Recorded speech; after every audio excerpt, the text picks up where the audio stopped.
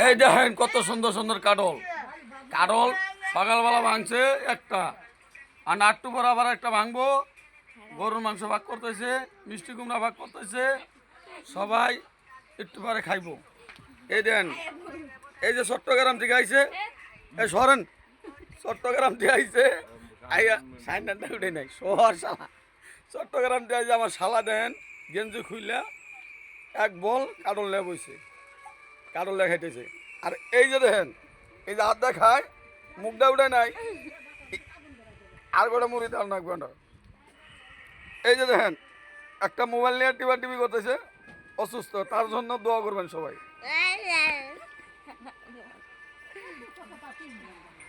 এই দেখেন আমাদের ফ্যামিলির মধ্যে কাটল খাওয়ার অবস্থা তো এইটা